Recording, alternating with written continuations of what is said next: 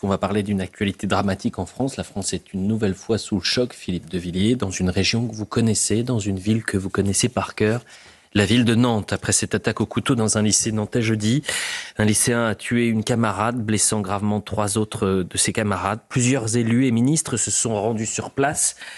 Et je vous propose d'écouter le ministre de l'Intérieur et la maire de Nantes qui se sont exprimés jeudi après-midi.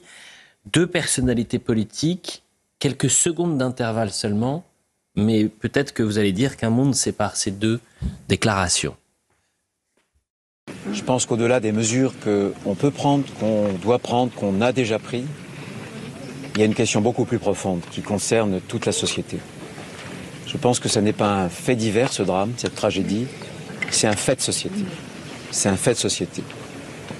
Nous sommes dans une société qui a encouragé le laxisme, qui a voulu déconstruire les interdits, l'autorité, l'ordre, les hiérarchies, et qui a accouché finalement de toute cette violence. Qu'avant de tirer toute conclusion, il faut laisser la justice dire la réalité de l'enquête.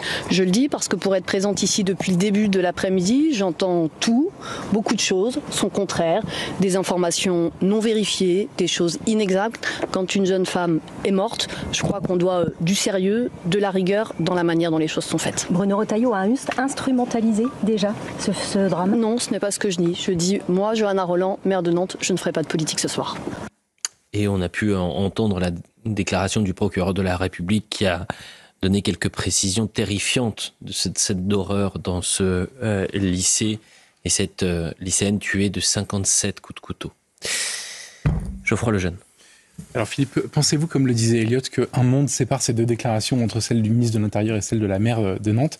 Et plus profondément, selon vous, quelles sont les causes de ce drame ?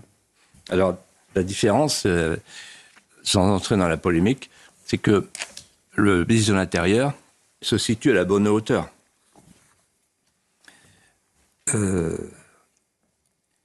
En disant que c'est un fait de société. Et je vais essayer d'expliquer pourquoi, prolongeant ce qu'il a dit.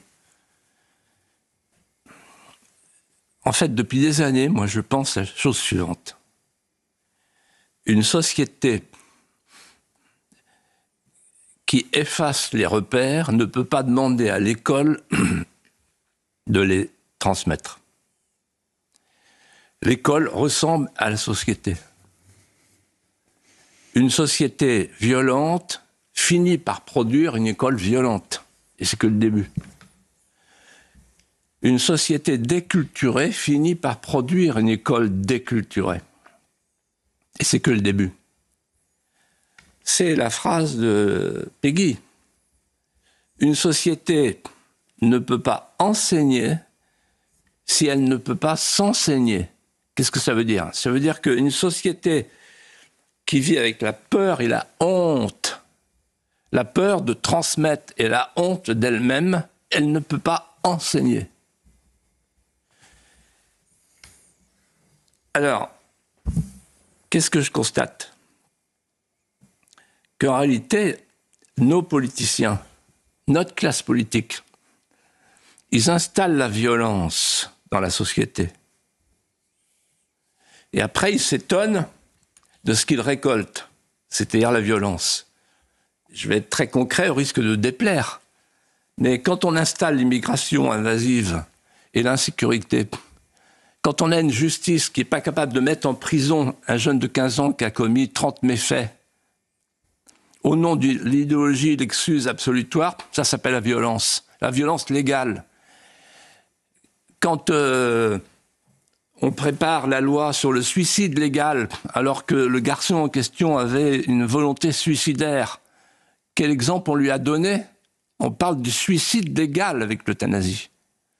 Sans parler de l'enfant à naître qu'on supprime, quel exemple ? Et c'est dans la Constitution. Alors je suis peut-être le seul en France aujourd'hui à dire ça, peut-être le seul, mais je le dis. Et j'ajoute ceci. On a démoli, en 50 ans, j'étais au premier rang, j'ai vu. Avec Bruno Retailleau, dans le même parti, le MPF, on disait ce qu'il a dit. Et ce que je vais vous dire. En fait, on a démoli les 3 autorités. sciemment, consciencieusement. La première, c'était l'autorité paternelle. Vous avez vu, le garçon, il n'a plus de papa. Papa, il n'est pas là. C'est la maman, la pauvre, qui est toute seule pour l'élever. Là, voilà la société sans père. On a fait une société sans père et sans mère. La PMA pour tous, etc. La famille, c'est un père et une mère. Si on ne revient pas à cette notion de base, on aura d'autres drames, beaucoup plus importants. L'autorité paternelle. Alors, on est passé de l'autorité paternelle sous Giscard à l'autorité parentale, et maintenant, il n'y a plus d'autorité du tout. C'est l'enfant roi, avec le smartphone, la pornographie, les jeux vidéo, etc. Et il n'y a rien. Qu'est-ce qu'on offre comme rêve aux jeunes? Quoi? On leur offre quoi comme rêve? La France, non. La religion, non. Là, Notre-Dame de toutes aides, quel beau symbole. Ah, rien, il n'y a plus de ciment. Une nation, c'est un lien amoureux, il n'y a plus de lien. La deuxième autorité qu'on a supprimée, c'est l'autorité magistrale. C'est-à-dire que le prof est tombé de l'estrade 3 fois.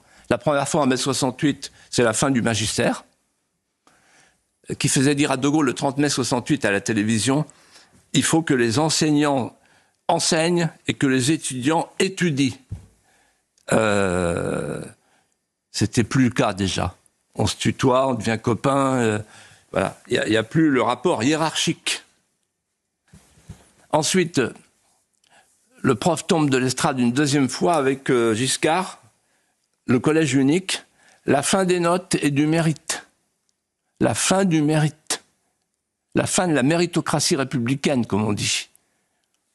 Et puis troisièmement, il tombe de l'estrade avec Jospin, le pédagogisme, apprendre à apprendre, on disait, c'est-à-dire que c'est la fin de la transmission. Et puis la troisième autorité, c'est l'autorité régalienne. Georges Fenech, hier, disait très bien chez Pascal Praud ce que ça veut dire l'autorité régalienne. Et il prenait un exemple, justement, que je viens de prendre.